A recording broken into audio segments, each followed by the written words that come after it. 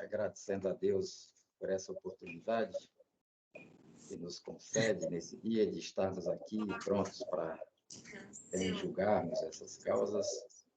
E peço também à doutora Natália que faça a leitura da ata da sessão anterior.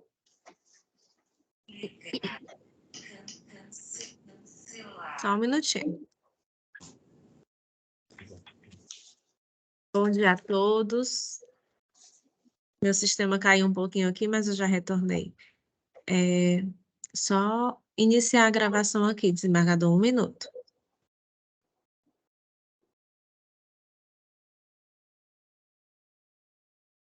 Pronto, tudo ok. Ata da sessão anterior. Ata de julgamento da Terceira Câmara de Direito Público, realizada no dia 30 de março de 2023, publicada no Diário da Justiça, número 9562, de 31 de março, e até a presente data não foi impugnada. Tem discussão. Diante do silêncio, dou por aprovada. Bom, nós vamos iniciar pelo feito de número 2 da pauta. Apelação civil, remessa necessária, 082-640858, origem Teresina, segunda vara do Distrito da Fazenda, apelante Laiane Maria Vieira dos Santos, advogado Marcelo Augusto Cavalcante de Souza, apelado Estado do Piauí e outra, Procuradoria-Geral do Estado, da minha relatoria. Parece-me que há interesse do Estado, através da Procuradoria, em fazer a sustentação, e eu já passo a palavra ao doutor Marcelo Sequef, pelo tempo regulamentar. Obrigado, senhor presidente. Quero inicialmente cumprimentá-los. Muito bom dia, desejar um bom trabalho a todos, senhor presidente, desembargador Ricardo Gentil, meus cumprimentos ao eminente desembargador Edivaldo Pereira de Moura, hoje aqui compondo, que é colendo da Terceira Câmara de Direito Público, doutor Dioclésio Souza da Silva, doutora Catarina Gadelha, ilustre procuradora de Justiça, a nossa secretária aqui dos Trabalhos, doutora Natália, colegas advogados que estejam presentes aqui na reunião virtual, e a todos, muito bom dia e bom trabalho. Senhores julgadores, essa matéria, referida nesse processo, ela é por demais conhecida da Corte. Trata-se de um pedido de anulação de decisão de banca examinadora que excluiu a candidata, autora, apelante, do certame para provimento do cargo de agente de polícia civil, que foi reprovada no teste de aptidão física, mais especificamente no teste de corrida. Teste de corrida que, para candidatas do sexo feminino, era exigido percorrer 1.800 metros num determinado lapso temporal. E ela, comprovadamente, a banca examinadora assim atestou, a documentação está aí, juntada pela própria autora, dando conta de que restaram 210 metros para serem percorridos no tempo, que ela, lamentavelmente, não conseguiu completar. Então, ela alega na demanda que o recurso administrativo, que ela iria interpor em face da decisão da banca examinadora, teria sido prejudicado por supostamente não ter acesso às filmagens da realização da prova durante o prazo disponível para a manifestação da insurgência, na seara administrativa. Pois bem, a Fundação Universidade Estadual do Piauí, que organizou o certame, pela NUCEP, ela demonstrou que a participação da autora nesse teste de corrida, nesse teste de aptidão física, na verdade já foi por força de decisão judicial, porque ela havia sido eliminada por uma outra circunstância, que é por não ter altura mínima. Então, ela entrou já com uma outra demanda para que prosseguisse no concurso, que fosse afastada descartado esse critério de altura mínima, e aí estava sub júdice. E aí moveu essa outra demanda presente, porque foi declarada inapta no teste de aptidão física, especificamente no teste de corrida. Então, o que ficou evidenciado e foi demonstrado pelo ente público, né, pela fundação pública, instituição de ensino superior, é que não houve nenhuma ilegalidade a cargo da banca examinadora, porque a declaração de inaptidão da candidata apelante precisa exatamente a circunstância de que ela não completou o percurso de corrida no tempo exigido em edital. E aqui, senhores jogadores, o deslinde da demanda, ele se torna facilitado pelo fato de incidir, no caso concreto, a tese de repercussão geral no tema 485, Supremo Tribunal Federal, que diz que não é dado ao Poder Judiciário imiscuir-se na seara própria da atuação da banca examinadora, salvo, é verdade, situações de flagrante inconstitucionalidade, flagrante ilegalidade, que não é o que ocorre no caso concreto. Não há flagrante ilegalidade a justificar intervenção judicial nessa seara. E eu trago aqui para ilustrar precedente recente do Egresso Tribunal de Justiça envolvendo a mesma prova, teste de corrida, teste de aptidão física aplicado para concurso na área policial, que a tese aqui da autora é de que há irregularidade na prova do teste de corrida, alegando que as raias externa e interna têm metragem diferenciada e, por essa razão, teria havido, vamos dizer, o cumprimento do percurso de 1.800 metros no tempo assinalado como limite em edital. Só que a autora isso não prova. O ônus da prova cabe relacionado aos fatos constitutivos, cabe à parte autora. Então, eu trago aqui, precedente aqui, senhor presidente, me permita, senhores julgadores, trazer da desembargadora Eulália, 6ª Câmara de Direito Público, que enfrenta a mesmíssima questão e demonstra que cai por terra a tese autoral de que há irregularidade na pista, nas raias, na metragem da pista, de modo que haveria ali uma violação ao princípio da isonomia, a tese autoral. Então, diz a desembargadora Eulália, nesse precedente, que a apelação 082, 3217, dígito 05-2018, percebam, abre aspas, diz a desembargadora, Sua Excelência desembargadora Eulália. Trata-se de primeira emenda, apelação, mandado de segurança, concurso, reprovação em teste de aptidão física, sentença mantida. Trata-se de apelação interposta face de sentença proferida nos autos de ação número tal, que o apelante propôs em face do apelado, visando procedência do pedido para fazer cessar de vez o ato ilegal e arbitrário do réu, confirmando o pedido de tutela de urgência, declarando o autor apto à nulidade do teste aplicado, o teste de corrida, aplicado aos requerentes, com a consequente repetição sem vícios de ilegalidade, sem vícios de ilegalidade. Em caso de anulação, garantindo às mesmas o direito de prosseguir e permanecer definitivamente no certame. Compulsando os autos, não se constata prova que possua o condão de afastar a conclusão da comissão examinadora do teste de aptidão física. Os termos da jurisprudência entendem pela legitimidade da previsão da exigência de aptidão física em edital de concurso público para investidura em carreira policial, sem que se possa falar em violação ao princípio da isonomia em razão da natureza da atividade exercida.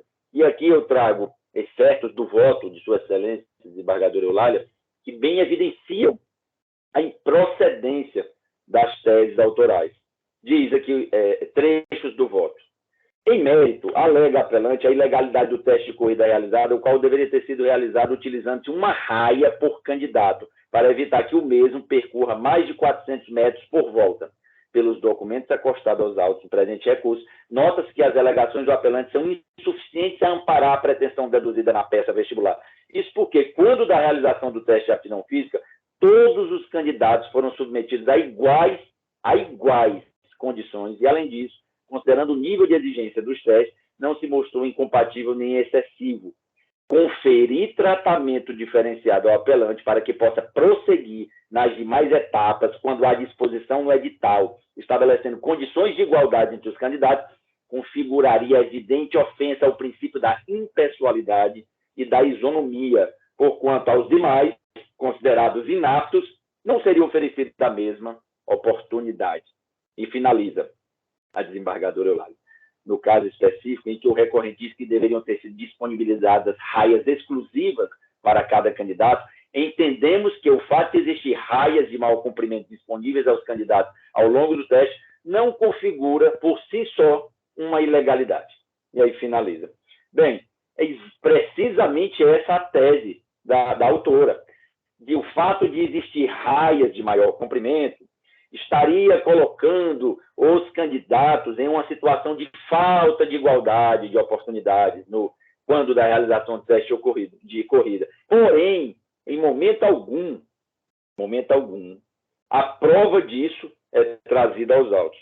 E mesmo que houvesse essa prova nos autos, essa circunstância, como a desembargadora Eulália bem evidenciou, por si só não configuraria uma ilegalidade, porque todos os candidatos se submeteram às mesmas condições. Quer dizer, não há uma raia por candidato. Então, eles podem e percorrem, de fato, a pista em igualdade de condições. Né? E isso é algo que, de acordo com o princípio que estabelece a distribuição do ônus da prova, faz com que a tese autoral, no momento em que não traz aos autos a comprovação cabal, né, inequívoca, de violação à igualdade de oportunidade, faz com que o juízo acerca da improcedência, ali contido na sentença recorrida, deva ser mantido incólume. E aí finalizo, senhores julgadores, com uma consideração trazida aqui pelo desembargador José Wilson, lá na segunda Câmara de Direito Público, analisando também essa questão, para finalizar essa matéria, esse julgamento. Apelação 081-0861 de 41/2019, analisando a questão análoga. Apelação civil, ação ordinária, concurso público para provimento de cargo de guarda municipal, impetrante ser reprovado no teste de aptidão física, prova de corrida, marca mínima não atingida no tempo de 12 minutos, invocada a ilegalidade do ato, improcedência, regra expressamente prevista no edital, impossibilidade de flexibilização da norma a ser cumprida por todos os candidatos, sob pena de ofensa ao princípio da isonomia e da impessoalidade. Pedido denegado, sentença mantida, disse o desembargador, num trecho curtíssimo da fundamentação. Dessa forma, percebe que os candidatos não atingiram o mínimo exigido pelo edital e não há provas de que a necessidade de execução da prova pela raia interna tenha acarretado um somatório de metas em cada volta capaz de atingir a meta estabelecida pelo instrumento convocatório. Então, senhores julgadores, aqui, tema 485 de repercussão geral, recomenda a prudência e a autocontenção do judiciário em relação à sindicabilidade da conduta da banca examinadora, no caso concreto, no sentido de prestigiar, né, a conclusão por ela adotada no sentido de declarar a candidata apelante inapta, razão pela qual aqui a Fundação Universidade Estadual do Piauí requer o desprovimento do apelo autoral. É o que se requer. Muito obrigado.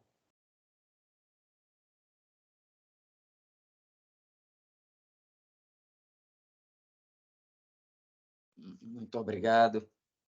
Diante da sustentação agora apresentada, acho que é despiciendo qualquer argumento aqui adicional, haja vista que a mesma jurisprudência citada pelo Luiz Procurador foi também por mim utilizada para fundamentar minha decisão.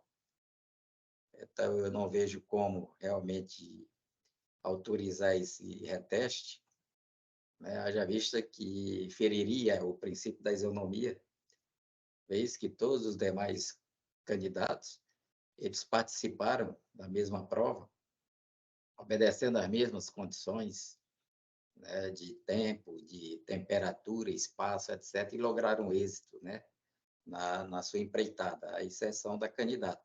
Então, não há porquê, né, autorizar ela a fazer novamente esse teste, com razão o juiz de piso, né? E também por entender, no meu juízo, que não cabe ao judiciário, né, realizar exame de mérito nessa questão, a fim de considerar o candidato apto ou inapto. Essa atribuição deve ser encargo da banca examinadora dentro da sua autonomia. Então, sem mais demora, seus julgadores, eu estou conhecendo do presente recurso, mas negando a provimento, condenando a autor em honorário, no entanto, mantendo a condição suspensiva diante da gratuidade. É como eu voto, desembargador Edvaldo. Eu queria Seu ouvir... microfone, desembargador Pois não, Edivaldo. o voto de Vossa Excelência, desembargador Ricardo. Pois não, doutor Dioclésio.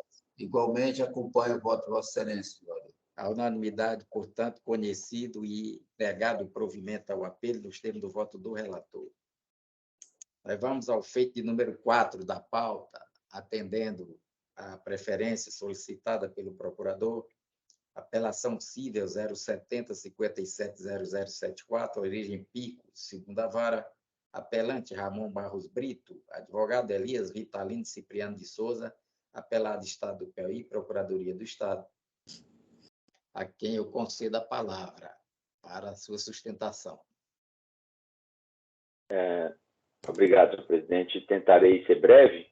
É um caso referente dos jogadores a pedido de reintegração em cargo público, servidor da área policial. Eu não estou aqui com o cargo exatamente dele, o cargo de agente de polícia. Isso, agente de polícia. Ele respondeu esse servidor, apelante, senhor Ramon Barros Brito, a um processo administrativo disciplinar, que a acusação, vou tentar aqui resumir, foi de que teria aí facilitado, né, teria participado efetivamente da fuga de presos custodiados no 1º Distrito Policial de Picos. Né? O processo é oriundo lá da comarca de Picos, deixa eu ver exatamente aqui, da 2ª Vara Civil de Picos, e esse processo administrativo, tendo seguido todos os trâmites legais, tendo sido submetido a um controle finalístico da Procuradoria-Geral do Estado, porque a disposição da nossa Lei Complementar 56 de 2005, que é a lei orgânica da Procuradoria-Geral do Estado, determina que os processos administrativos devam passar pelo crivo, né, controle finalístico. Quando ele tramita lá no órgão de origem, no caso da polícia, tem que ter um controle finalístico ali da Procuradoria, verificar se respeitou o devido processo legal, ampla defesa, enfim, o contraditório por parte do indiciado, investigado. E aí, culminou esse processo administrativo ali, contando com parecer favorável da PGE, com a aplicação pelo excelentíssimo senhor governador do Estado, da aplicação da pena de demissão por infringência a um só tempo, artigo 138, inciso 9 da Lei Complementar 13 de 94, que é o Estatuto do Servidor Público, e também por violar a lei específica da carreira do autor, que é a Lei Complementar 37 de 2004, e diversos incisos, o artigo 58, incisos ali 45, também 47 e 51. Então, senhores jogadores, essa é a acusação que foi aí direcionada ao autor e que após, né, ao fim e ao cabo do processamento na seara administrativa disciplinar, concluiu pela participação efetiva dele, autor, na fuga desses presos que estavam custodiados nesse 1º Distrito Policial de Picos. E aí, com a finalidade, isso também está documentado nos autos, essa participação efetiva na fuga de presos, com a finalidade de obter proveito econômico, né? E teria também deixado o autor de comunicar a fuga à autoridade policial competente. Quais são as alegações do autor em suas razões recursais para pretender a desconstituir, a reforma da sentença e a desconstituição do ato que determinou sua demissão? Primeiro, teria havido, na ótica autoral, cerceamento de direito de defesa. Afirma o autor que as testemunhas teriam prestado depoimento sob pressão, ou seja, coação, e a portaria de instauração do processo administrativo teria sido falha por não explicitar os dispositivos ali que teriam sido infringidos pela conduta funcional dele, autor. Enfim, cumpre, senhores jogadores, enfrentar um a um os argumentos lançados pelo autor. Primeiro, cerceamento de defesa. Né? Diz o autor que teria sofrido cerceamento de defesa porque ele não teria sido permitida a oitiva de uma única testemunha por ele arrolada.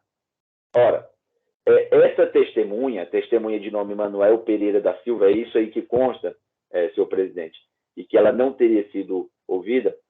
O fato dela não ter sido ouvida é justamente porque essa testemunha estava foragida. Ela estava foragida. Né?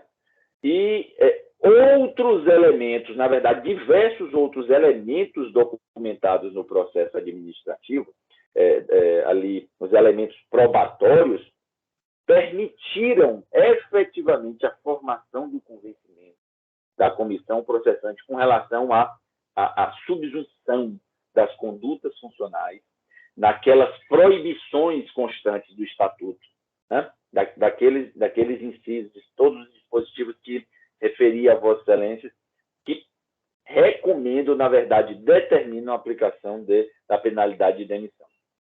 Né?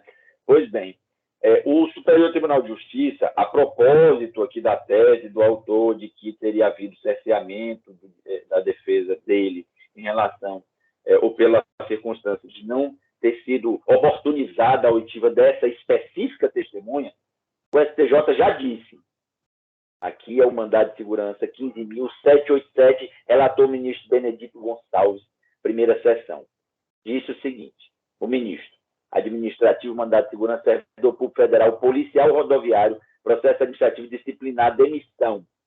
Não oitiva de duas das testemunhas arroladas pela defesa. Omissão que não ostenta a propriedade de elidir as outras provas constantes no processo administrativo disciplinar. E aí diz aqui de forma específica e contundente o ministro, relator. A não oitiva de apenas de duas das testemunhas arroladas pela defesa não ostenta a propriedade de infirmar todos os outros depoimentos, assim como as interceptações telefônicas, provas essas que levaram a Comissão Processante e a Advocacia Geral da União a sugerirem a aplicação da pena de demissão, que, julgado em 9 de maio de 2012, relatou o ministro Benedito Gonçalves. Sobre, agora, a alegação de que teria havido depoimento de testemunha sob coação ou sob pressão. Pois bem, essa afirmação do autor, ela não se encontra acompanhada da devida comprovação sequer de indícios mínimos de que essa oitiva, esses depoimentos, teriam ocorrido sob pressão. Né? Então, alegar, né, no direito a esse brocado, né?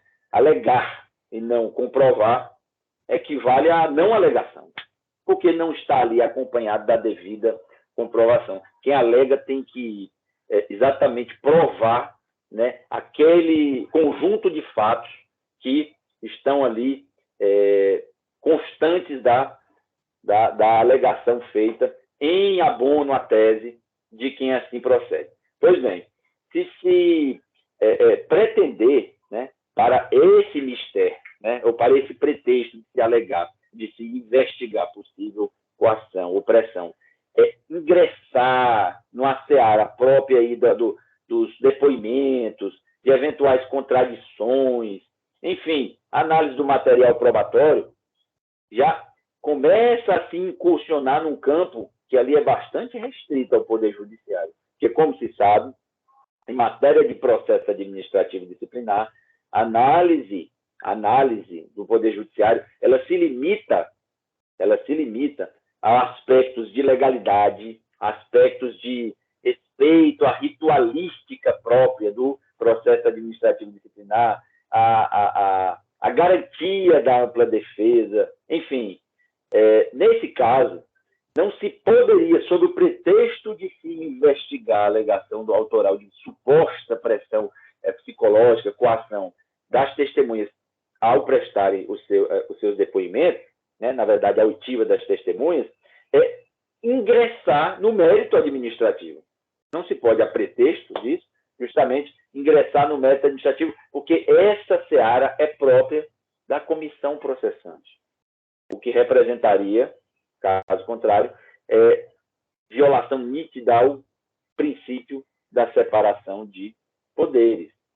Em relação à dosimetria, um outro aspecto aqui citado pelo autor, que haveria uma desproporcionalidade da penalidade aplicada em relação às capitulações legais aí, impostas ou feitas a partir das condutas descritas, né, documentadas nos autos do PAD, Processo Administrativo Disciplinar. Ora,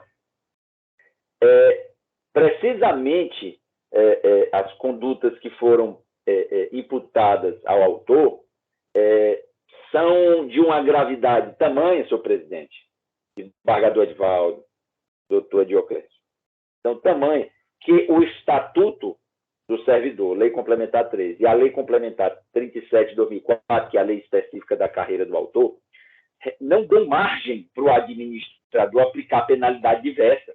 Na verdade, incorreria em improbidade administrativa o administrador que aplicasse penalidade mais branda quando a lei determina para a falta funcional ali apurada e constatada penalidade mais grave, né? Quem diz isso é o Superior Tribunal de Justiça. E aí eu me reporto aqui, senhores, há uma publicação, né, tamanha pacificação do tema, isso aí consta em uma publicação do STJ chamada Jurisprudência em Tese, que certamente Vossas Excelências conhecem, mas especificamente na edição 154, no item 32, que são teses formuladas a partir de interativa jurisprudência do STJ. Diz o item 32 da edição 154 do Jurisprudência em Tese do STJ. Diz o item, abre aspas, não a falar em ofensa ao princípio da proporcionalidade e da razoabilidade, quando a única reprimenda prevista para a infração disciplinar apurada é a pena de demissão. Quer dizer, não há ofensa ao princípio da proporcionalidade, quando o Estatuto do Servidor, a lei da carreira, estabelece como única penalidade aplicável para a infração constatada, apurada, após devido e minucioso processo administrativo disciplinar, a pena de demissão. Então, as condutas, que são várias aqui, né? Está aqui, artigo 149, né? Fala sobre dosimetria. Na aplicação das penalidades serão consideradas natureza, gravidade, circunstância em que a infração foi cometida, os danos que dela provierem para o serviço público, os antecedentes funcionários do servidor, inciso 4º, a reincidência. Esse é o artigo 149 do Estatuto, Lei Complementar 13 de 94. E a Lei Complementar 37 de 2004, Estatuto aqui, aplicável ao servidor, diz, artigo 67, a pena de demissão será aplicada por infração às proibições previstas no 58, incisos de 35 a 58. Ora, nesse intervalo, são vários incisos. Situa-se justamente as infrações, parte delas, mas bastava uma, dentre aquelas cometidas conforme apurado pela comissão processante, homologado pela Procuradoria e chancelado pelo excelentíssimo governador do Estado ao aplicar a penalidade. Então, me encaminhando aqui já para o final, senhor presidente, dizer sobre a validade da portaria instauradora, que foi questionada pelo autor. O autor se queixa de que a portaria instauradora do PAD deveria descrever em minúcias ou explicitar os dispositivos legais em que ele teria incorrido, né, falta funcional. Me reporto novamente ao jurisprudência em tese, porque é uma matéria cristalizada na jurisprudência do STJ. Edição 5, item 3. Diz o seguinte, a portaria de instauração do processo disciplinar prescinde de minuciosa descrição dos fatos imputados, sendo certo que a exposição pormenorizada dos acontecimentos se mostra necessária somente quando do indiciamento do servidor. né? E aí, de mais a mais, após todo o quanto afirmado aqui, o quanto já esposado nas teses do ente público, dizer que a pretensão recursal, em verdade, né, ela mascara o real intento do autor, que é que o judiciário atue aí como uma instância revisora, né, recursal da comissão processante, né, que incursione, que se miscua no mérito administrativo concernente à valoração das provas colhidas no bojo do processo administrativo disciplinar, o que o Superior Tribunal de Justiça e o STF já afirmaram ser vedado. Fico aqui com a passagem final aqui do ministro Gurgel de Faria, primeira sessão, julgada agora em 2018, recente ano de 2018, mandato de segurança 22.289. No controle jurisdicional de processo administrativo, a atuação do Poder Judiciário limita-se ao campo da regularidade do procedimento, bem como a legalidade do ato, não sendo possível nenhuma incursão no mérito administrativo a fim de aferir o grau de conveniência e oportunidade, de maneira que se mostre inviável a análise das provas constantes no processo disciplinar para adotar a conclusão diversa da fixada pela autoridade administrativa competente. Com essas considerações, senhores julgadores, se requer o desprovimento do apelo autoral. Ok, doutor. Muito bem, eu entendo que os senhores julgadores já entenderam, né, o cerne da questão. Pretende o apelante, com essa insurgência, obter a reforma da decisão do primeiro grau, que julgou improcedente os pedidos, né, elaborados por ele, no sentido de não só anular, né, o PAD, e, bem assim, a punição que lhe for imposta e, ademais, o ressarcimento por parte do Estado de suposto prejuízo que teria sido sofrido. Mas verificando aqui os autos, eu observo que ele foi apenado, né, administrativamente por suposta prática de favorecimento à fuga de indivíduos custodiados na cadeia pública, né, da cidade de Picos. Ele teria sido responsabilizado por isso. E eu vou observar aqui no recurso apenas os pontos que foram mencionados na apelação, né? Haja vista o efeito devolutivo, que o efeito devolutivo, a gente sabe, ele é limitado, né, ao plano horizontal, né, conforme se infere os artigos 128 e 460 do CPC. Né? E assim eu peço permissão para não fazer leituras aí, e vou direto à análise, né, dos pontos alegados na apelação. O autor apelante inicialmente alega cerceamento de defesa pela ausência de oitiva do foragido Manuel Pereira da Silva, vulgo mal feito. O argumento do recorrente revela-se absolutamente improsperável, não se podendo admitir que a administração pública tenha que esperar eventual, né, recaptura do foragido para só então o processo administrativo ter a sua sequência normalizada, sendo certo que nenhum procedimento pode ficar sobrestado de maneira indeterminada, aguardando fato futuro e incerto, né? E que fogem da competência própria, né, da gerência administrativa. Nesse mesmo contexto, entendo que, desde que existam outros meios de prova, ou mesmo outras oitivas de testemunhas oculares, como se vislumbra no presente caso, não se configura cerceamento de defesa a ausência de apenas uma oitiva, impossibilitada por circunstâncias alheias e fatos imprevisíveis. A jurisprudência do STJ posiciona-se no sentido de que a não oitiva de testemunha não constituirá cerceamento de defesa se, após sucessivas diligências, não for o depoente encontrado nos endereços fornecidos pela defesa. Aí eu trago aqui da relatoria do ministro Benedito Gonçalves e Nef Cordeiro, peço permissão para não fazer a leitura. Alega ainda o apelante a nulidade do depoimento das testemunhas arroladas, visto que foram praticadas em estreita ligação com a ilegalidade, estando sustentados em coação. No entanto, os depoimentos colhidos não apontaram sequer indícios dos alegados vícios, não assistindo razão ao apelante.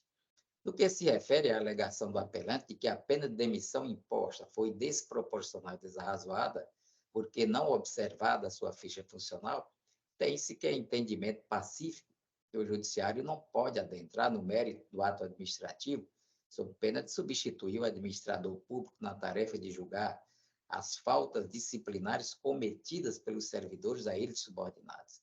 A bem da verdade, a análise pelo Poder Judiciário em relação ao processo administrativo disciplinar instaurado em face do servidor público deve se restringir à legalidade do ato ou, excepcionalmente, quando houver evidente abusividade na pena aplicada, restando evidenciado no presente caso que não há qualquer ilegalidade ou abusividade no procedimento, bem como na aplicação da pena de demissão.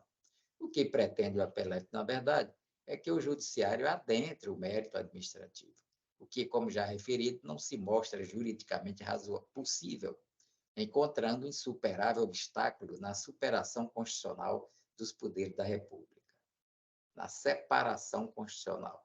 Não se pode perder de vista ainda que a gravidade da conduta apurada pode determinar a aplicação de sanção mais grave, mesmo em face de progressão inicialmente estabelecida na norma.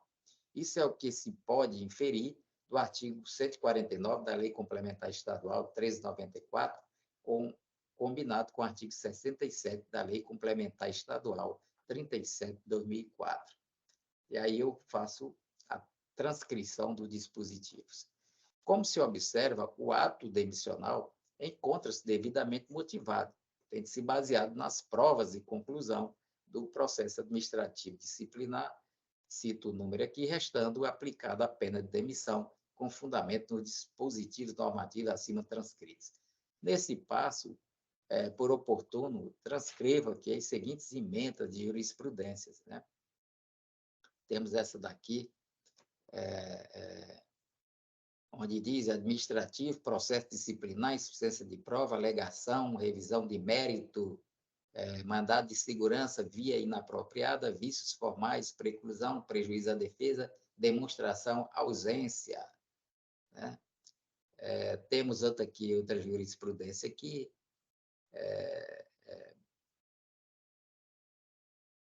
aqui de Mato Grosso do Sul, né? Onde diz também, vou fazer só a leitura da emenda, administrativo, processo civil, mandado de segurança, anulação do ato de cassação da aposentadoria, absolvição na esfera penal, independência entre as esferas civil e penal e administrativa, processo administrativo disciplinar, demonstração concreta de ofensa aos princípios administrativos, ausência de vício na tramitação do processo administrativo, conjunto probatório insuficiente para comparar o direito, para amparar o direito pleiteado, a ausência de direito líquido e certo. Né? Então, temos duas jurisprudências. Por fim, sustenta o apelante que a portaria que instaurou o inquérito administrativo disciplinar é nula, posto que não continha a exposição dos fatos imputados com todas as suas circunstâncias. Conforme se observa, a portaria expôs de forma clara, ainda que sucinta, os fatos que estavam sendo imputados ao autor. Ademais, conforme informa a jurisprudência pacífica, não há necessidade na portaria de que instaure o processo administrativo disciplinar de que haja uma exposição detalhada dos fatos imputados. Nesse sentido, eu trago também aqui jurisprudência. Desembargador convocado do Tribunal Regional Federal da 5ª Região, ministro Manuel Encharte. E trago outra também aqui, outra jurisprudência, no mesmo sentido, de Minas Gerais, da relatoria da desembargadora Regina Helena Costa. Então, é no mesmo sentido. Ressalte-se ainda que não restou demonstrado qualquer prejuízo ao autor em virtude da alegada nulidade da portaria, não tendo o apelante sequer demonstrado em que consistiria o prejuízo à sua defesa. A propósito, também trago aqui jurisprudência nesse sentido do ministro Sebastião Ribeiro, Sebastião Reis Júnior, né, do STJ. Logo, não há que se falar em nulidade da portaria que determinou a instauração do PAD. Constata-se, portanto, que a solução dada ao feito pela sentença recorrida encontra-se em perfeita sintonia com o ordenamento jurídico, não merecendo qualquer reparo. Portanto, senhor julgador, e diante do exposto, voto pelo conhecimento e desprovimento do presente recurso, mantendo inalterada a sentença de primeiro grau. Como eu voto, embargador Edivaldo Moura?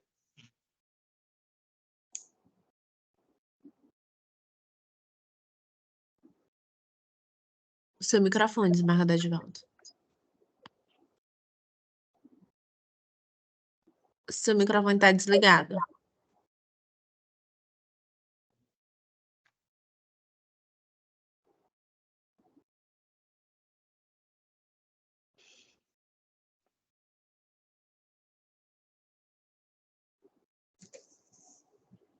Ainda está desligado.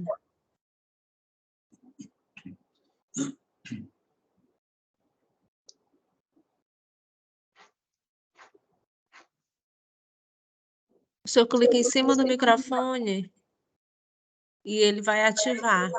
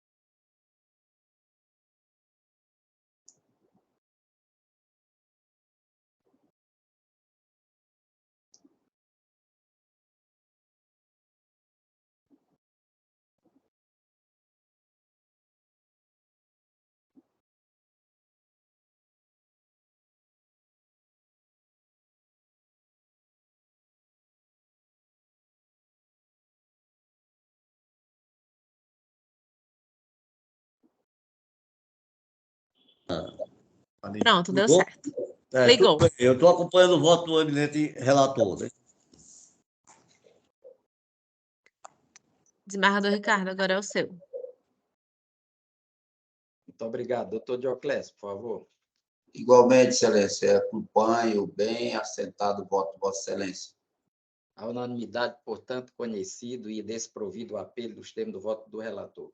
O feito de número 5 da pauta são duas apelações, 081, 85, 64, 23, 2019, origem Teresina, primeira vara do feito da Fazenda, apelante apelado Miguel Pereira dos Santos Filho, advogado em Rio Gomes Freitas, apelado apelante Estado do Piauí, Procuradoria do Estado, da minha relatoria. Concedo também a palavra ao doutor Marcelo para a sua sustentação. Obrigado, senhor presidente. Só confirmando, o processo em Miguel Pereira dos Santos, né? Apelante. Perfeito. Ok. Miguel Pereira dos Santos. Perfeito. Excelências, essa matéria constante desse processo, ela já foi enfrentada diversas vezes e eu consegui resgatar aqui, desembargador Edivaldo, até um precedente da relatoria de Vossa Excelência, nessa mesma matéria, que a gente percebe, né, e a gente tem que, em algumas situações, ser bastante franco quando no enfrentamento, né, de certas questões, que ao que parece, no afã, né, de muitos servidores, né, administrados obterem certas vantagens, por vezes, não sempre, verifica-se uma busca por induzir o judiciário a erro. E essa expressão que eu estou utilizando, eu estou me valendo de uma passagem da ementa e do voto de Vossa Excelência, desembargador Edivaldo, num caso análogo, quase idêntico.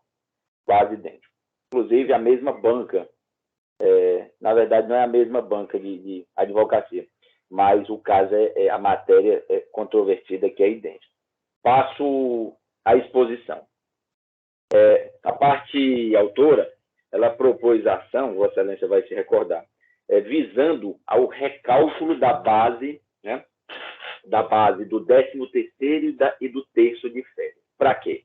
Para fazer incluir rubricas, né, rubricas que ou ostentam natureza indenizatória, como auxílio-refeição, né, como adicional noturno, ou já estão na base do 13º da série, ou seja, um bis in idem, que é o que parece pretendem auferir com a demanda.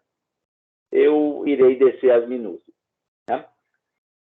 Os autores dessa demanda, eles alegam que a remuneração, né, o pagamento do 13º e do terço de férias, deve adotar como base a remuneração que eles chamam integral. O que é esse integral que eles chamam? É todas as rubricas que estão no contra-cheque. Todas. E aí eu passo a casuística, né, dessa situação. Adicional noturno, horas extras, adicional de insalubridade, gratificação de curso, polícia, enfim, auxílio alimentação. Pois bem, foi julgado procedente na origem, o pedido, para que fosse recalculada a base da 13º de férias, para incidir o quê? Adicional noturno, horas extras, adicional de insalubridade e essa gratificação de curso polícia. E aí reconhecer o direito ao retroativo dos últimos 5 anos do ajuizamento da demanda. Pois bem, o que diz o Estatuto do Servidor a propósito do conceito de remuneração? Lei Complementar 13 de 1994, artigo 41. Remuneração é o vencimento do cargo efetivo acrescido, percebam o vocábulo, acrescido das vantagens pecuniárias permanentes.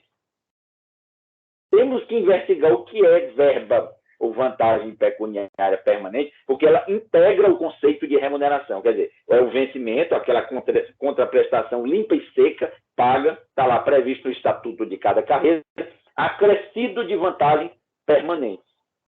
Antes de investigar o que é vantagem permanente, o que o parágrafo 3º desse mesmo dispositivo diz para esclarecer ainda mais, né, sobre o que entra e o que não entra no conceito de remuneração. Parágrafo 3º.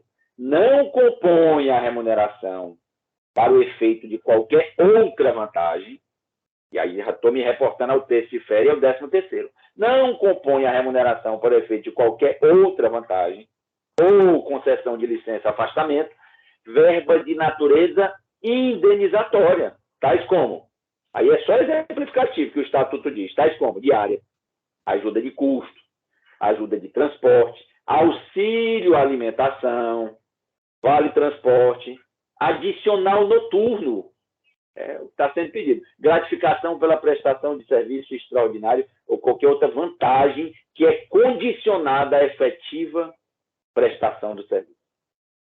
Pois bem, a gratificação natalina, ela toma como base, como todos nós sabemos, o salário do mês de dezembro, né? E aí está disciplinada no 57 desse mesmo estatuto, Lei Complementar 13 de 94. Né?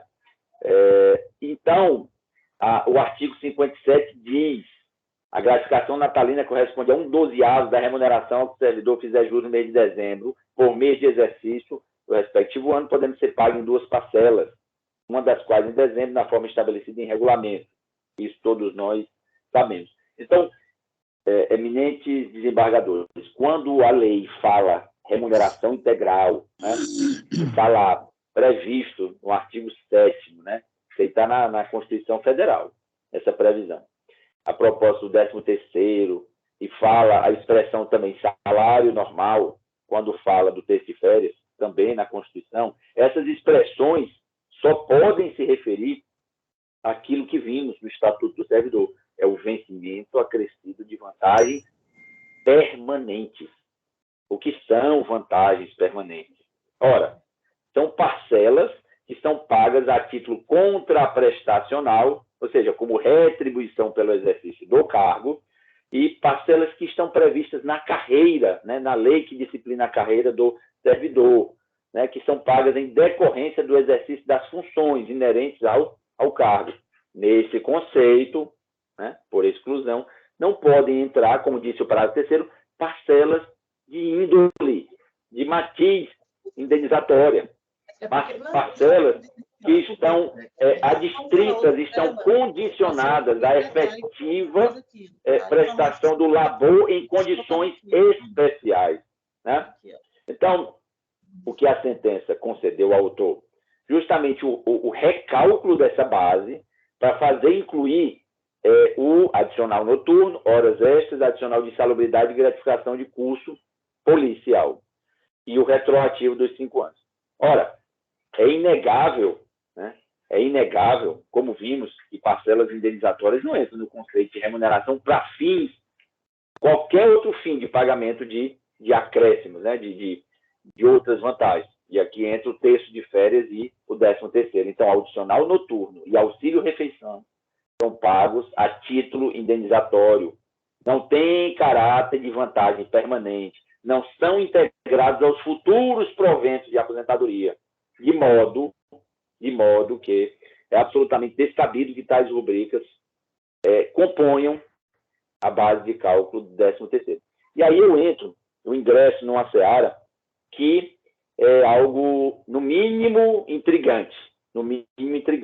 Porque há uma dupla apelação aqui. Tem apelo do Estado, tem apelo do autor. O autor apela, mesmo a sentença mandando incluir as rubricas taxa de insalubridade, adicional noturno, né, extraordinário, gratificação de curso policial, condição especial de trabalho, ela apela. Tem também uma rubrica aqui chamada Complemento Lei 6933, e aí também pede também a inclusão do auxílio-refeição na apelação. Ela apela, o autor, para incluir verbas que a sentença já determinou que fosse incluído. Né? Então, se verifica aí uma má-fé. Né? Possivelmente uma má-fé. Não sei se um descuido no momento da interposição da apelação, que a sentença é clara ao explicitar as parcelas que devem ser incluídas na base de cálculo do 13º de férias. E aí agora eu passo aqui a esse precedente de Vossa Excelência, desembargador Edivaldo Pereira de Moura, lá no ano de 2022, ano passado, apelação 082-3754, dígito 30 de 2020, eu resgatei aqui rápido, antes de passar o julgamento desse processo, vi que Vossa Excelência está compondo aqui o colegiado, e localizei aqui rapidamente. Vossa Excelência foi bem enfático, bem cirúrgico, quando disse o seguinte: apelação civil, processual civil, administrativa, ação sob cálculo do 13º e terço constitucional de férias, remuneração integral, verba de natureza indenizatória ou própria labora e não se incorpora aos vencimentos para qualquer efeito, inexistência do direito reclamado, manutenção da sentença de improcedência. Né?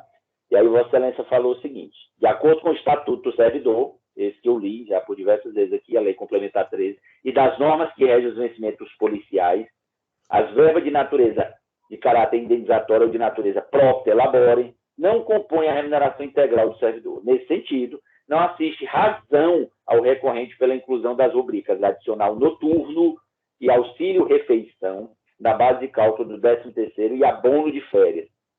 E Vossa Excelência foi além, ao dizer: quanto à VPNI 6173-2012, após uma minuciosa análise da ficha financeira acostada, verificou-se que a referida rubrica foi levada em consideração no cômputo da gratificação natalina e do adicional de férias, o que demonstra uma clara intenção do recorrente em tentar induzir o julgador a erro. Destarte, demonstrar que o cálculo das parcelas reivindicadas pelo apelante foi efetuado de acordo com os ditames constitucionais e legais, impõe-se a manutenção da sentença em sua integralidade, recurso conhecido e não provido. Esse acordo aqui foi lavrado em 29 de agosto de 2022, há menos de um ano. Né? Pois bem, adicional noturno e auxílio-refeição, Vossa Excelência foi enfático, elas não devem compor como é óbvio, por ostentarem natureza indenizatória, a base de cálculo de 13º e abono de férias. E pleiteia-se aqui a inclusão de verbas já incluídas, quais sejam taxa de insalubridade e essa gratificação de curso policial, esse complemento da Lei 6933. Então, o apelo aqui do Estado é no sentido de justamente excluir aquelas verbas que não ostentam caráter remuneratório, ou seja, as verbas de caráter indenizatório, e que o apelo do autor seja integralmente desprovido, porque ele almeja incluir não só parcelas que já são pagas atualmente, então já estão na base de cálculo do 13º de férias, mas parcelas que também têm caráter indenizatório que a sentença não acolheu, como auxílio-refeição. Então, essas são as considerações do Estado pelo provimento integral do apelo estatal e pelo desprovimento do apelo autoral. É o que se requer. Não, muito obrigado. Vamos lá ao nosso voto. Os julgadores já entenderam aí também o que se busca com essas apelações. Estamos diante de 2 apelos, o primeiro interposto por Miguel Pereira dos Santos e também o segundo pelo Estado do Piauí, em face da sentença que julgou parcialmente procedente a ação declaratória de obrigação de fazer, acumulada com pagamento de atrasados, e a consequente condenação do Estado a efetuar pagamento correto do 13º e do terço proporcional ao autor de férias, utilizando como base de cálculo a remuneração integral deste, levando em consideração o adicional noturno, hora extras, adicional de insalubridade e gratificação.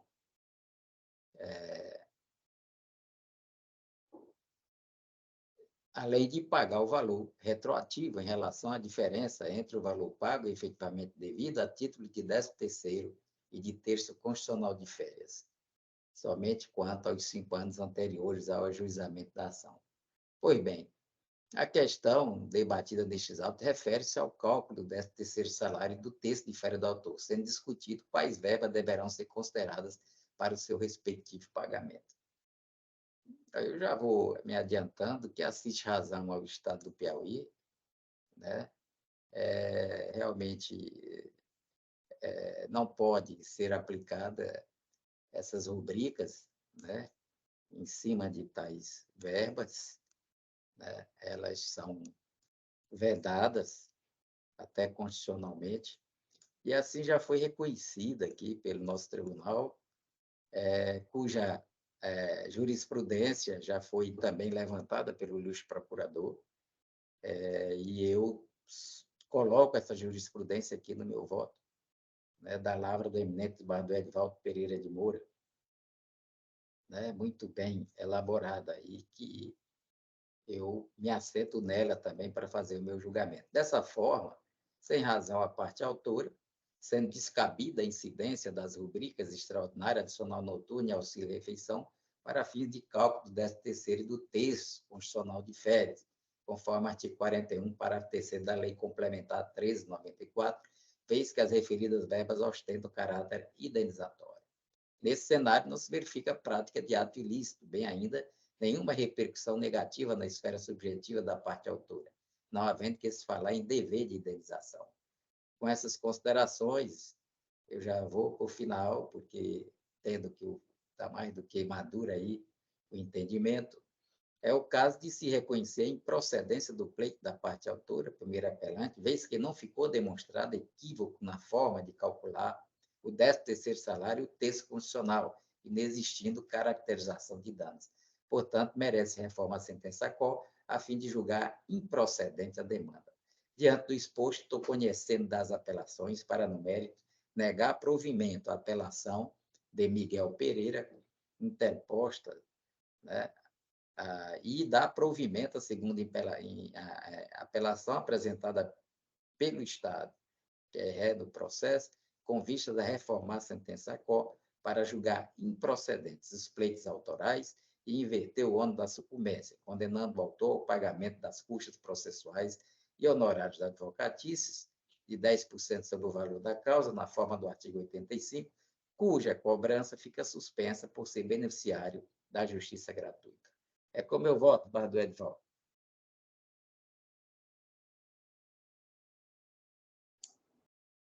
Seu microfone, desembargador Edvaldo. Voto de Vossa Excelência e as observações feitas pelo nosso amigo Marcelo Sequer. Um abraço, bom dia. Obrigado. Doutor Dioclésio. Igualmente acompanho, Excelência. A unanimidade, portanto, foram conhecidos os apelos, negado o provimento ao primeiro e provido o segundo, né, apresentado pelo Estado no termo do voto do relator.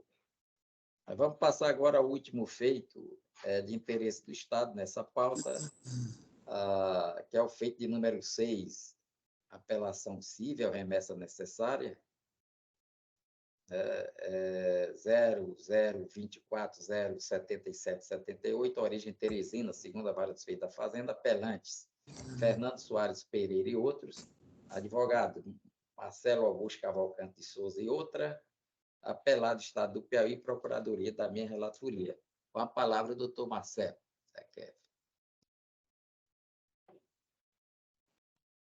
Obrigado, senhor presidente. Só confirmando o processo da pauta de número 6. Perfeito. Fernando Soares Pereira.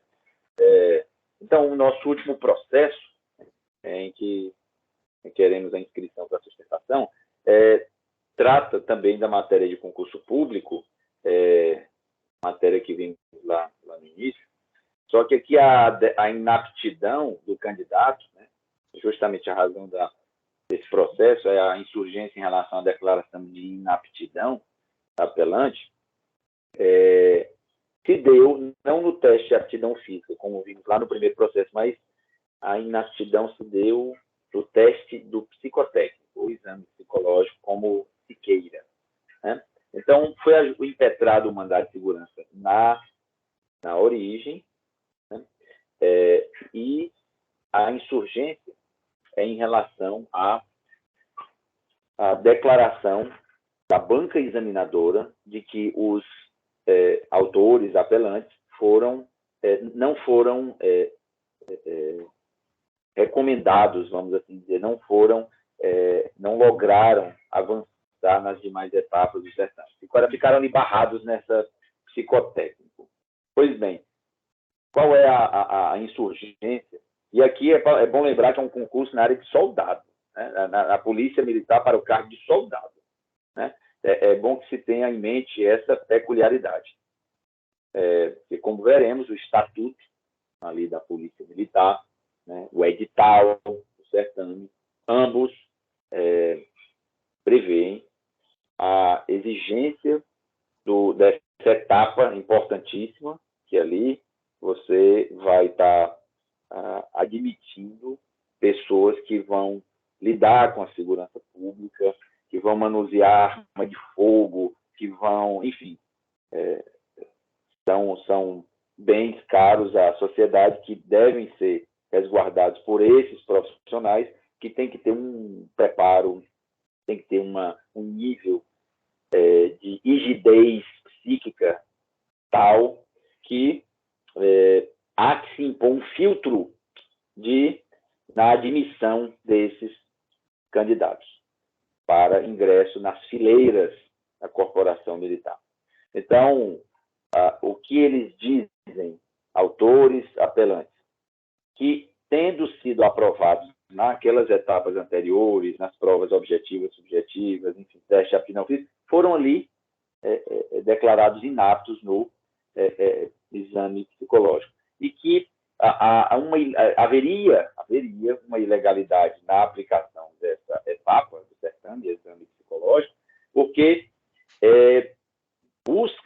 buscou-se nessa etapa aferir o perfil proficiográfico, por assim dizer, dos candidatos. Segurança denegada na origem. E aí vem o presente apelo dos autores. Pois bem, a alegação é de que teria havido subjetividade na aplicação do psicotécnico, né? Seria ilegal por essa razão. Etapa essa obrigatória por força de lei, por força do edital, e que foi aplicada a todos os candidatos, né? A todos os candidatos. Circunstância essa que deve inspirar sério comedimento, no sentido de que qualquer tratamento diferenciado a quem, no caso, os autores que ingressaram com a demanda, que eles venham a ter, né, representaria, sim, uma violação, com a devida vênia, à isonomia, a um só tempo, a isonomia, a impessoalidade que deve pairar, que deve pautar o certame. Porque todos se submeteram a essas regras e conheciam de antemão os caracteres e o perfil que seria analisado, enfim, os indicadores que seriam avaliados pelos experts da psicologia, né? Área essa que escapa à nossa formação de operadores do direito, de lidar com a dinâmica da psicologia humana. Portanto, o que a presente demanda revela, senhores julgadores, é a resignação mesma dos impetrantes com as suas eliminações, né? O fato de não se conformarem por si só de terem sido eliminados. A prosperar a tese dos impetrantes, os exames psicotécnicos sequer deveriam existir, se formos analisar friamente as alegações dos apelantes. Pois, sob o pretexto de alegar subjetividade nessa avaliação psicológica, na verdade, escondem, escamoteiam, na verdade, o inconformismo com suas reprovações, né? Então, ao que parece, para eles, candidatos, só seriam lícitos, né, os testes psicológicos caso os candidatos obtivessem a declaração de apto, né? No caso da declaração de inaptidão, não. O exame já pairaria sobre ele a pecha da ilegalidade por suposta subjetividade, né? Então, senhores julgadores, primeiramente eu trago uma consideração a Vossa Excelência, uma reflexão, né? Como senhor presidente, desembargador Ricardo Gentil, desembargador Edivaldo, doutor Dioclésio, como em mandado de segurança que exige prova ali cabal, prova pré-constituída do direito afirmado, da suposta lesão a direito líquido e certo, a comissão ali do concurso que declarou inapto o candidato após submeter a bateria de testes padronizados ali pela psicologia, como se poderia reconhecer prova pré-constituída, né, em mandado de segurança, se há um documento de autoridade pública sobre o qual incide a presunção de legitimidade, veracidade, e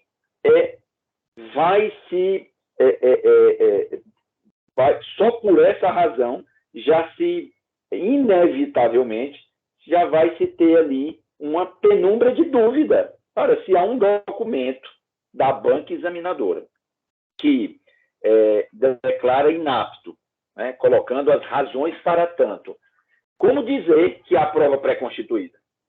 No mínimo, não há prova pré-constituída. Não cabe dilação probatória.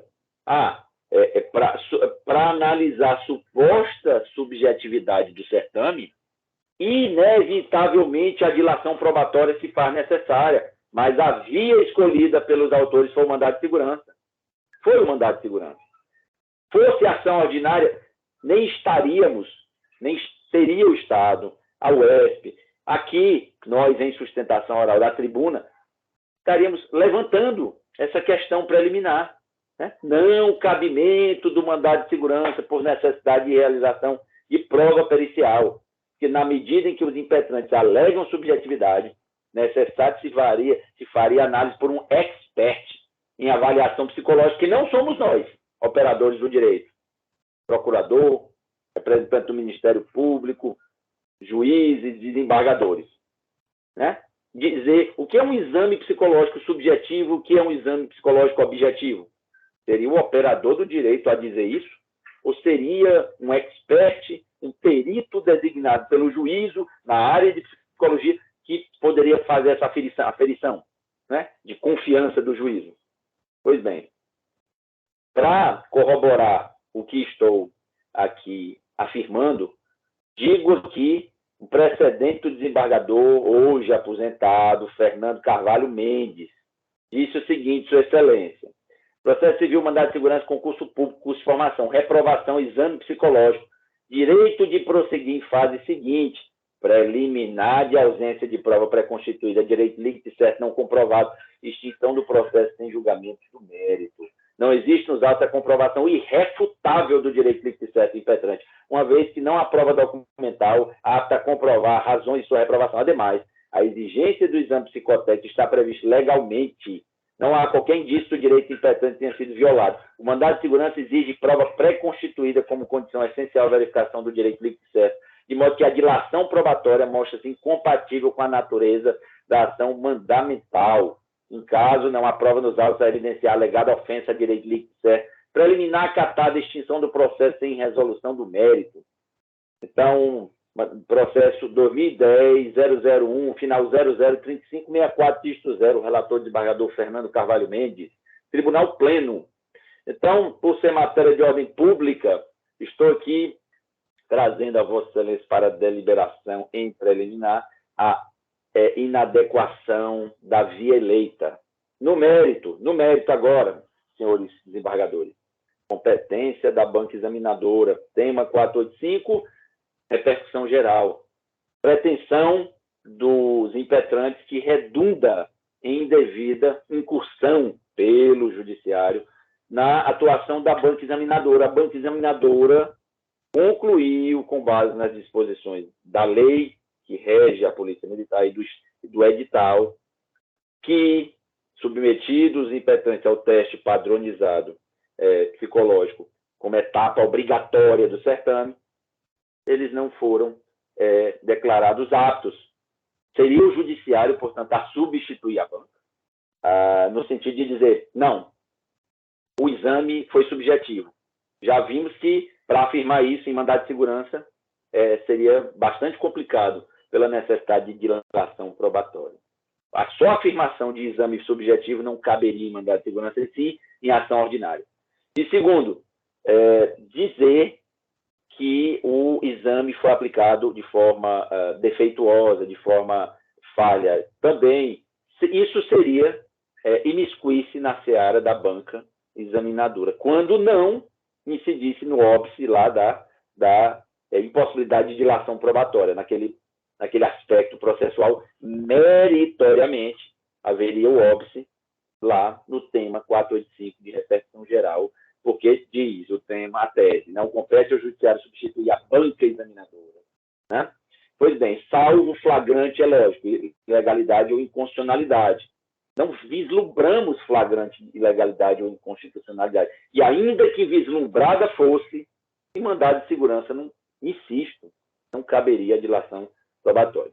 Pois bem, respeitados os requisitos exigidos em jurisprudência, STF, STJ, previsão em lei, previsão no edital, respeito à recorribilidade do resultado do exame e à objetividade que deve pautar o exame psicotécnico, é de rigor, né, a manutenção da decisão da banca examinadora, da sentença recorrida que deu pela denegação. Diz aqui o ministro Edson Fachin, 2017, recurso extraordinário 1.048.565. Nos termos da orientação firmada pelo STF, a validade da exigência do psicotécnico como requisito para acesso a cargo público deve ser prevista em lei, no edital do certame, devendo ser pautado por critérios objetivos. E o STJ, na mesma linha, recurso em mandado de segurança 43.416, ministro Humberto Martins, 2014, é reconhecida a legalidade dos exames psicológicos em concurso público se forem atendidos 3 padrões: previsão em lei, previsão em edital, com a devida publicidade dos critérios objetivos fixados, e, por fim, possibilidade de recurso. Meus julgadores, há um só tempo, houve previsão legal, editalícia, e objetividade restou assegurada. Primeiro, porque se vedou a utilização de entrevistas. Foram realizadas entrevistas dá margem à subjetividade. Foi vedado terminantemente, peremptoriamente. E foram estabelecidos critérios de avaliação psicológica padronizados.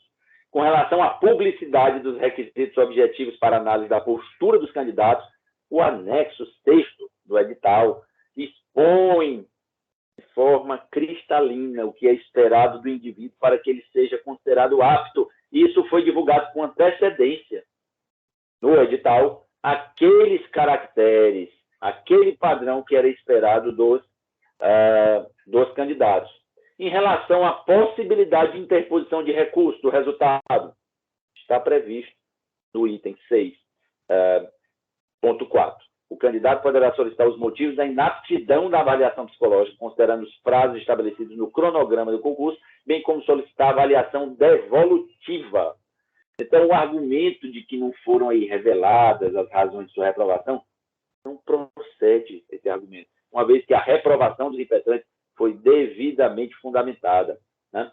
Os critérios de aprovação constam do edital, é um dos anexos do edital, sendo de prévio conhecimento deles, já foram ali para o teste, já sabendo o que esperar, né? Tiveram a oportunidade de questionar o resultado do exame, através de recurso, que resguardando, portanto, contraditório e ampla defesa. Portanto, não cabe, com a devida vênia, ao judiciário desconsiderar as notas obtidas, né? A conclusão que é adotada pela banca examinadora, né, para determinar a inclusão deles, candidatos, na relação de aprovados. E aqui, o apelo que se faz é uma deferência ao princípio da isonomia, porque conceder qualquer tratamento diferenciado a ele seria conspurcar contra o princípio da isonomia. E, por fim, aqui há uma insurgência dos autores impetrantes em relação à aplicação do Decreto Federal 6.944 de 2009.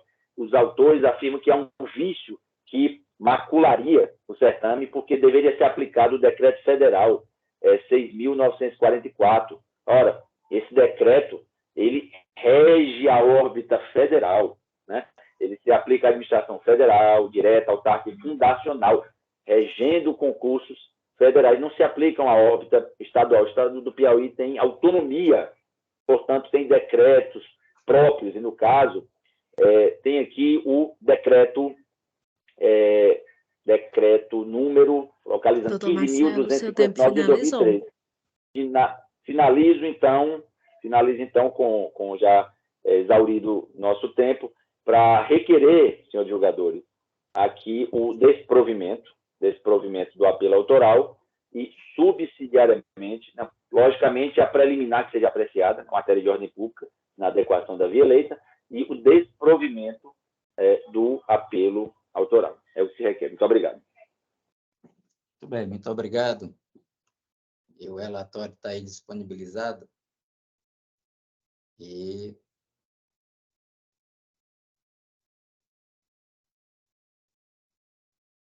com relação a essa preliminar, senhores julgadores, né, alegada e enfrentada neste momento, eu quero dizer que não há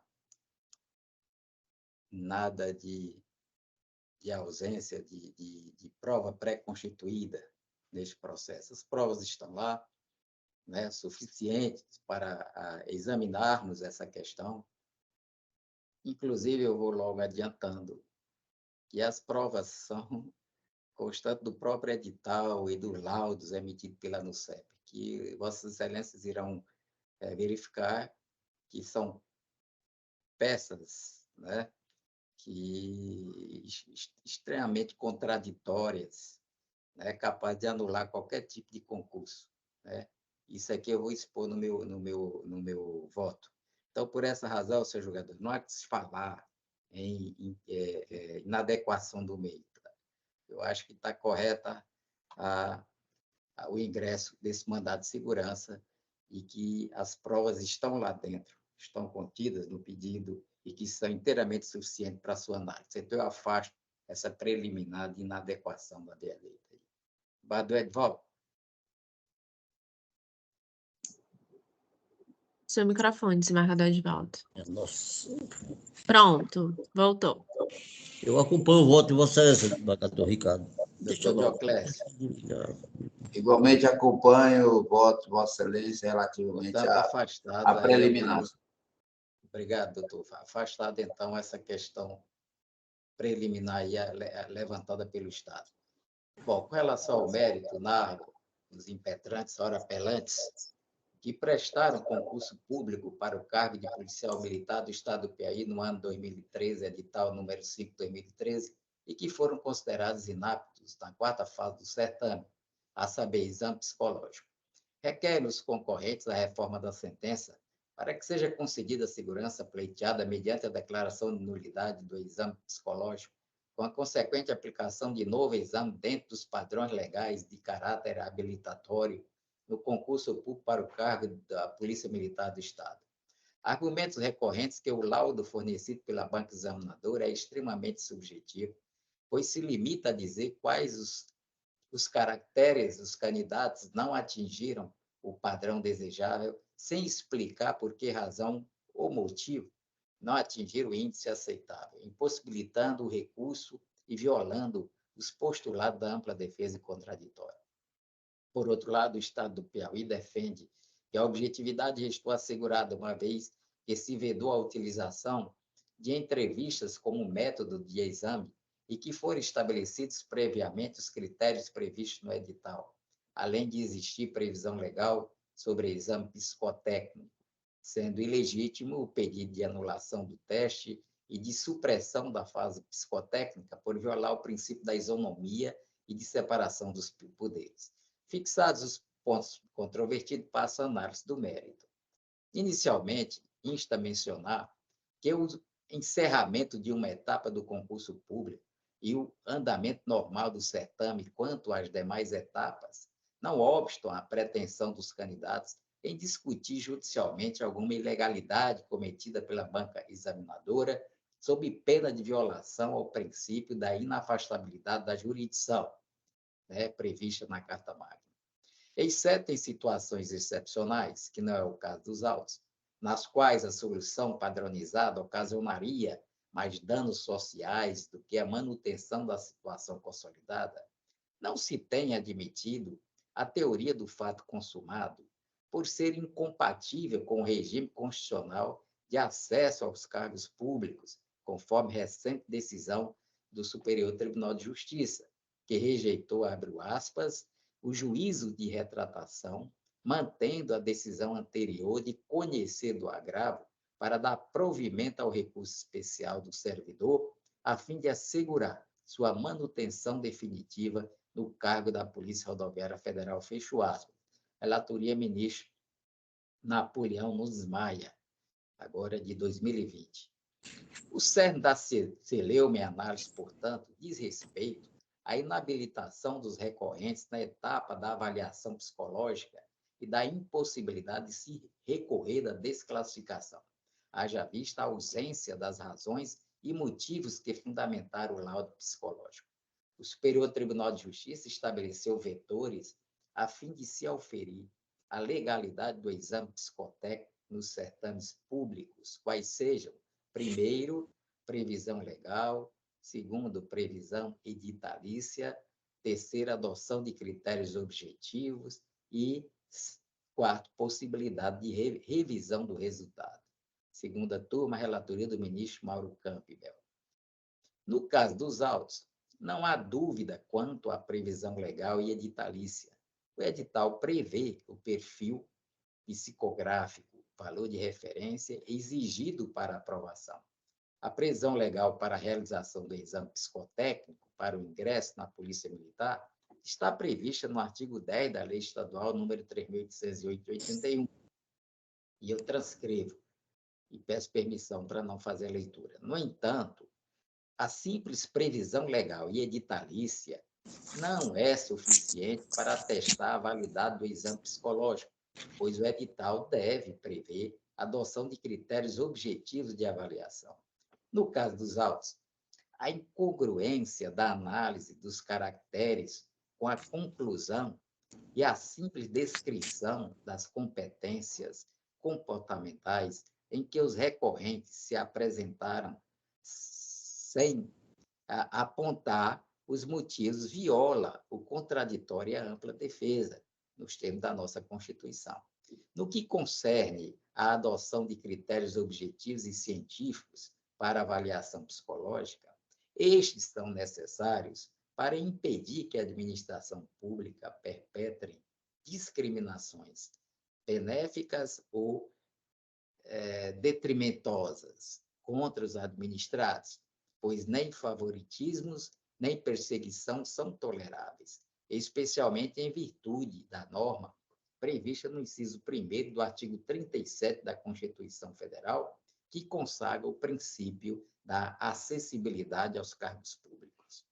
O artigo 5º, inciso 44 da Constituição Federal e o artigo 1º da Lei 12.016 prevê que o mandado de segurança tem a finalidade de proteger direito líquido e certo violado por ato ilegal de autoridade pública. Trata-se de procedimento célere que impõe a demonstração prévia da liquidez e certeza do direito violado.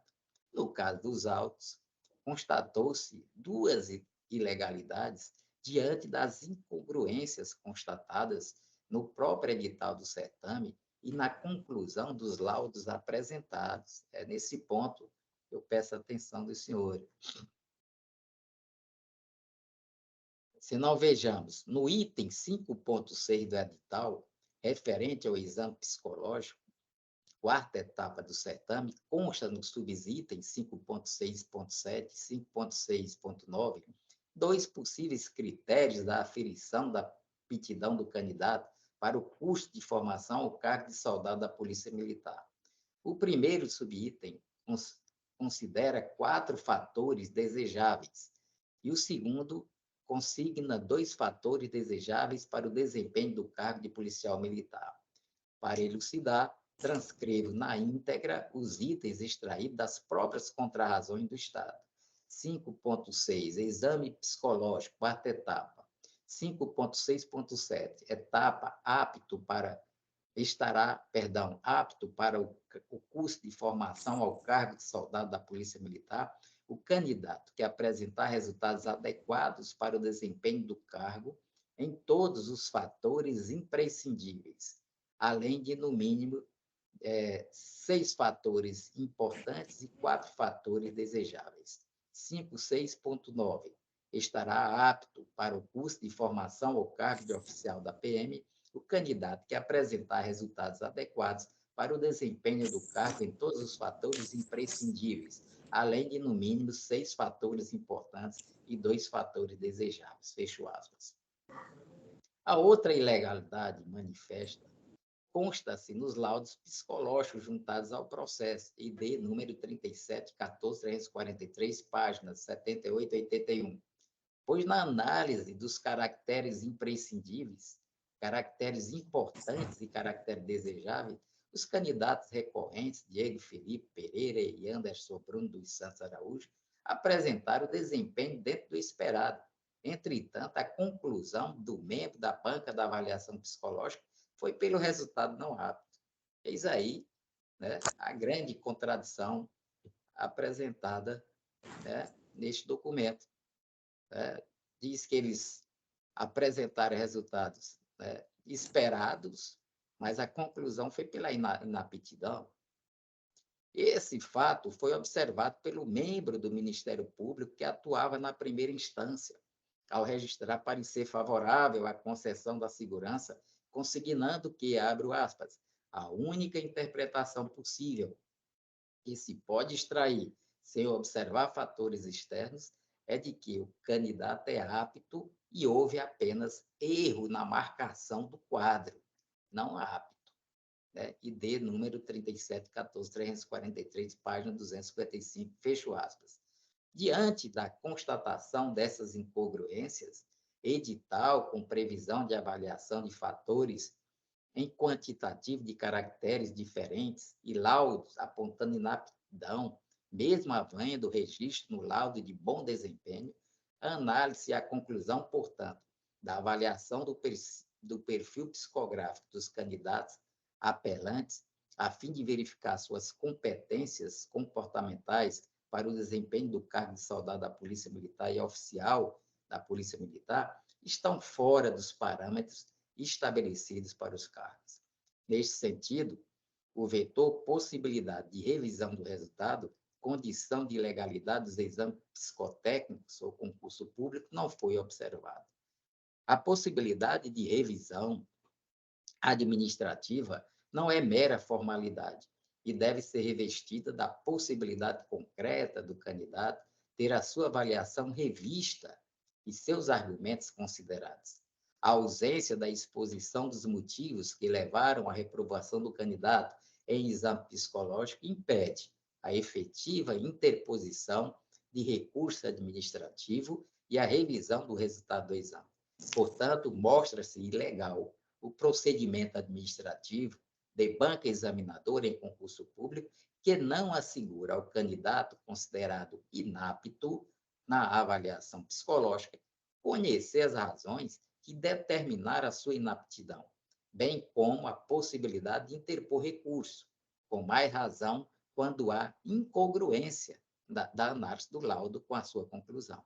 No caso dos autos, constata-se que a conclusão pela inaptidão na avaliação psicológica, sem que fosse concedida aos recorrentes a oportunidade para exercer a sua defesa contra o ato que restringe ou mesmo extirpa o direito da observância da moralidade, publicidade e eficiência na condução dos concursos para os cargos da Polícia Militar, violam frontalmente preceitos constitucionais.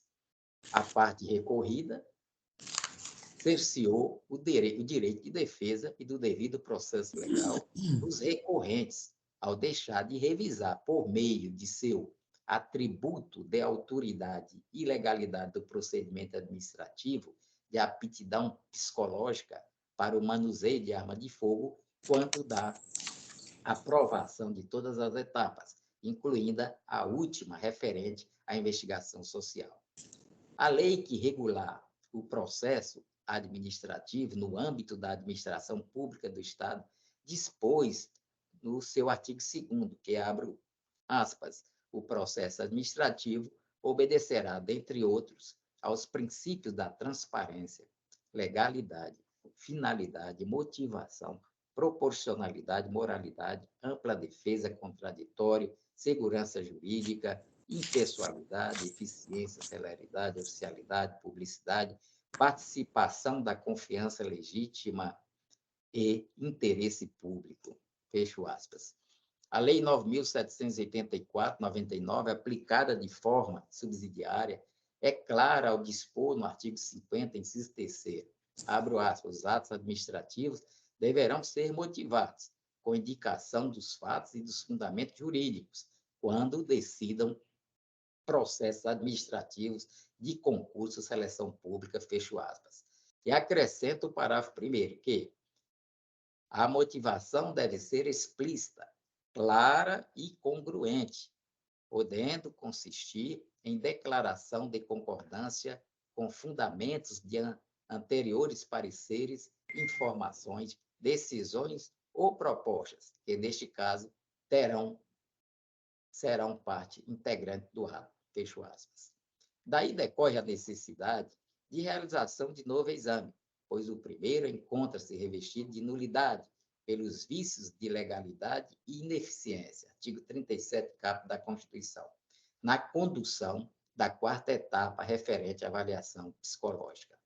Outro não é entendimento do Supremo Tribunal Federal, que, em 21 de setembro de 2018, reconheceu a existência da repercussão geral da questão constitucional suscitada no leading case, recurso extraordinário número 11.33.146, e julgou o mérito do tema 1009, reafirmando a jurisprudência dominante sobre a matéria em que se discute, à luz dos artigos 5º caput e 37 caput, inciso 1º e 2º da Constituição da República, a necessidade de realização de novo exame psicotécnico em candidato que teve o primeiro teste anulado por ausência de objetividade dos critérios de correção estabelecidos no edital, fecho aspas. Esse é o entendimento do Tribunal de Justiça do Estado do Piauí, em consonância com o Supremo Tribunal Federal e Superior Tribunal de Justiça. Eu trago aqui uma decisão da lavra do eminente desembargador Paes Landim, né? E peço permissão para não fazer a leitura. Ou melhor, vou fazer a leitura só do cabeçalho aqui, da emenda. Apelação civil, ação ordinária, exame psicológico, existência, previsão legal, lei estadual, tal, existência de objetividade dos critérios utilizados, editado número, inexistência de possibilidade de revisão do resultado por ausência de fundamentação motivada do resultado de reprovação, nulidade do exame psicológico, necessidade de realização de novo exame, eventual nomeação e posse condicionada à aprovação no novo exame, precedente do STJ e tal. Aqui é da lavra do eminente Bardo Landim, né? E trago outra também, no mesmo sentido, do desembargador Otto José Lustosa Torres. Conforme parecer ministerial de primeira instância, no caso, o laudo psicológico que apontou os motivos da inaptidão do autor da demanda apresenta vício grave, pois a análise do candidato demonstra o cumprimento dos requisitos necessários e a decisão final desconsidera os fundamentos da análise e inabilita ao concurso.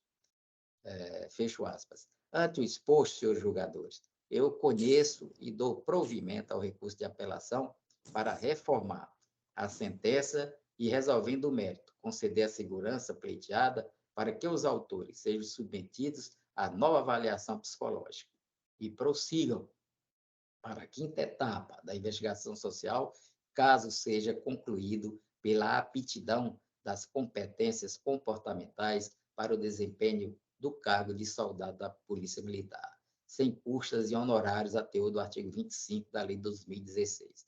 É o meu voto, senhor julgador. Bador Edvaldo. Eu acompanho o voto por excelência, desembargador Ricardo. Estava atento aqui ao seu voto. Doutor Dioclésio. Igualmente, Excelência, acompanha a matéria árida e Vossa Excelência pormenorizou todas as razões para entrar na esfera de difícil penetração, que dado a separação dos poderes, né? Não imiscuir na esfera administrativa. Vossa Excelência desceu todos os pormenores, e de modo que o voto é irrepreensível, no meu entendimento, acompanha integralmente o voto de Vossa Excelência. Ok, doutor. Então, a unanimidade foi conhecido e provido o apelo, né, nos termos do voto do relator. Eu quero agradecer ao doutor Marcelo Sequef, né, pela sua defesa, sempre muito esclarecedora, né, e que facilita muito o nosso trabalho na condução do voto, porque a gente aproveita, sim, sempre muitos argumentos por ele levantados. Muito obrigado, doutor Marcelo, e lhe aguardo na próxima sessão, se Deus quiser. Senhor presidente, eu que agradeço, eu gostaria de me despedir, de pedir licença para me retirar, desejar um bom trabalho, restante de sessão a Vossa Excelência, e espero estar aí numa próxima oportunidade aqui, sempre uma oportunidade de aprendizado com Vossas Excelências, viu? Um abraço a todos, fiquemos todos em paz, né? Saúde e paz para todos. Um abraço. Pode ir também. Um abraço. Bom, nós vamos Um bom dia. Aqui, vamos continuar. Nós temos mais dois outros ainda, uma apelação civil, é o número 1 da pauta. Apelação civil 070-2968-23, origem São João do Piauí, vara única, apelante município de Pedro Laurentino, procurador-geral do município de Pedro Laurentino, advogado Daniel Leonardo de Lima Viana e outros, apelada Maria Dulce Pereira dos Santos e outra, advogado Gedean Jericó de Oliveira, da minha relatoria. Acho que aqui não haverá sustentação, né, doutor? Não teremos. Pois bem, eu estou conhecendo do recurso e, preliminarmente, alega o município apelante a ausência de interesse de agir na adequação da via eleita e impossibilidade de dilação probatória. Pois bem, da análise dos documentos acostados aos atos, observa-se que as apeladas demonstraram suas nomeações para as atribuições do cargo de professor do quadro de servidores públicos do município de Pedro Laurentino, em decorrência de aprovação prévia em concurso público. Repousa ainda nos autos certidão da Secretaria Municipal de Educação, que atesta o exercício de atividades decorrentes perfazendo 40 horas e o recebimento de remuneração com base na jornada de trabalho de ID número 38, 36, 40, páginas 47 a 75, além de contra-cheques, né, nas páginas aqui citadas. Dessa forma, os documentos apresentados atestam a existência de prova pré-constituída do ora alegado, vez que comprovam o vínculo laboral, bem como o período e a quantidade de horas semanais trabalhadas, conforme alegada pelos requerentes. Em relação ao interesse de agir, destaco que o reconhecimento do interesse de agir da autora ora apelada, das autoras, deve-se dar unicamente pelo cotejo entre o que é alegado na inicial e o direito positivo.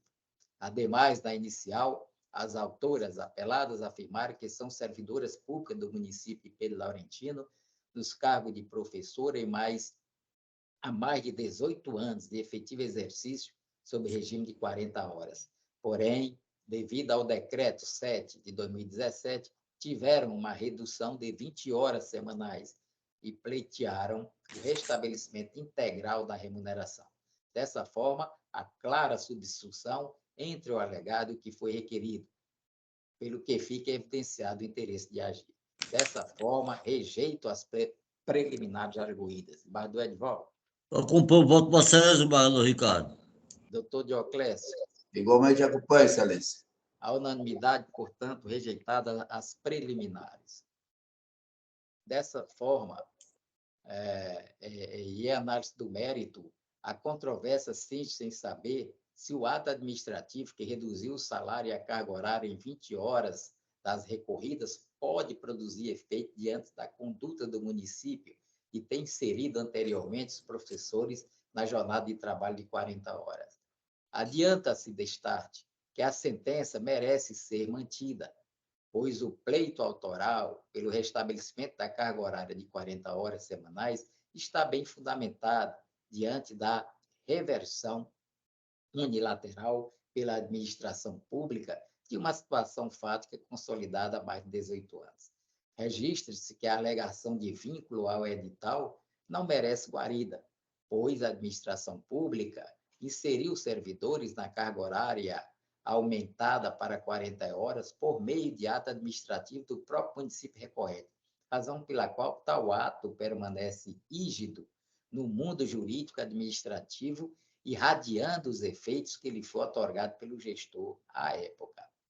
Nesse diapasão, resta demonstrado que o ato combatido agrediu a esfera individual das recorridas, restringindo-lhes direitos conferidos anteriormente pela própria administração, aparentemente sem qualquer motivo, porquanto verifica-se que o prefeito signatário reduziu a jornada da professora de forma unilateral, sem a precedência do procedimento administrativo devido.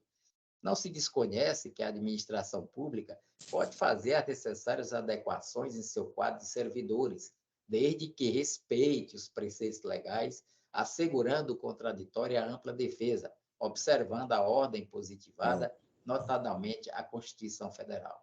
Dessa forma, diante do exercício da jornada de trabalho de 40 horas semanais pelas apeladas, desde o ano de 99, no cargo de professora municipal, e de forma ininterrupta, não cabe à administração, sem qualquer procedimento administrativo prévio, reduzir a carga horária e a remuneração das servidoras, sob pena de violação dos princípios do devido processo legal. E cita aqui e da irredutibilidade salarial, e cita aqui os dispositivos constitucionais. Nesse sentido, este egrégio Tribunal de Justiça, em casos similares, já decidiu. Aí eu trago aqui, da relatoria da desembargadora Eulália, eu cito aqui esse julgado, e o outro é da relatoria trago uma outra aqui também, da relatoria do ministro Celso de Mello, no mesmo sentido.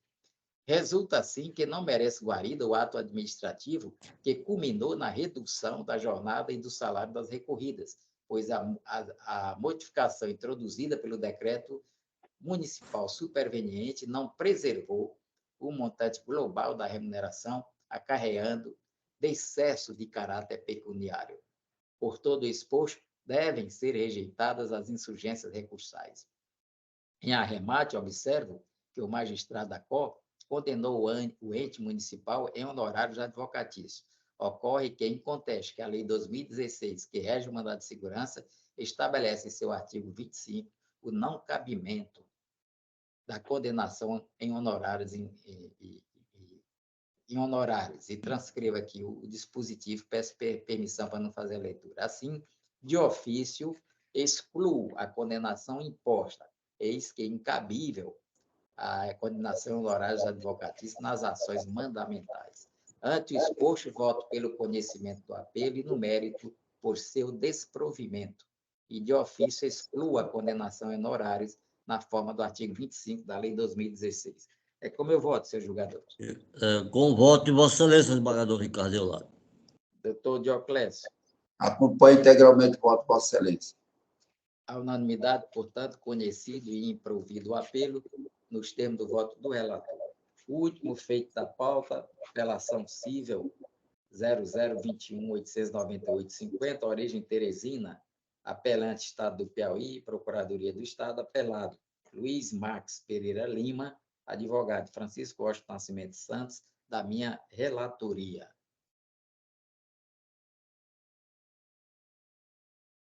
Bom, senhores julgadores, eu estou conhecendo e, conforme relatado, a questão diz respeito à responsabilidade do Estado diante da ação de seus agentes públicos, quando da realização de uma abordagem policial.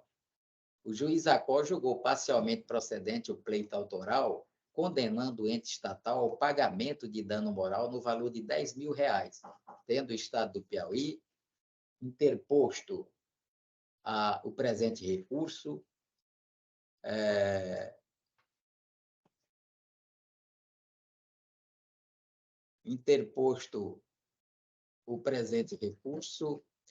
sustentando, em suma, que ainda existe responsabilidade do ente público. Pois bem, o regime de responsabilidade civil imputado à administração pública é de caráter objetivo, conforme preceitua o artigo 37, parágrafo 6º da Constituição, que transcrevo e peço permissão para não fazer a leitura. Dessa forma, para que a administração pública seja responsabilizada civilmente nos termos do dispositivo legal supra, são necessários 3 requisitos: a existência da conduta administrativa, do dano e o nexo causal.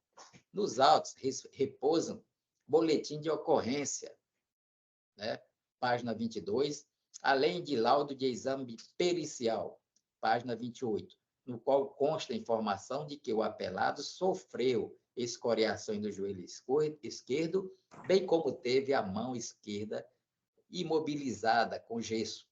Ademais, em resposta aos quesitos formulados, o perito médico legal informou que houve ofensa à integridade física ou à saúde do examinado, produzido por instrumento de ação contundente.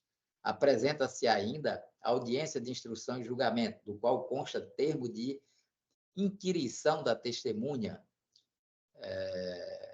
Cristos David Rodrigues Rosa, que indagado respondeu em verbis que presenciou o autor de joelhos na frente de policiais militares fardados e estes policiais aplicaram socos no autor, que um dos policiais se encontrava com um revólver na mão, que se encontrava em frente ao supermercado Carvalho, na rua Joaquim Nelson, pois é ponto de mototáxi, fecho aspas.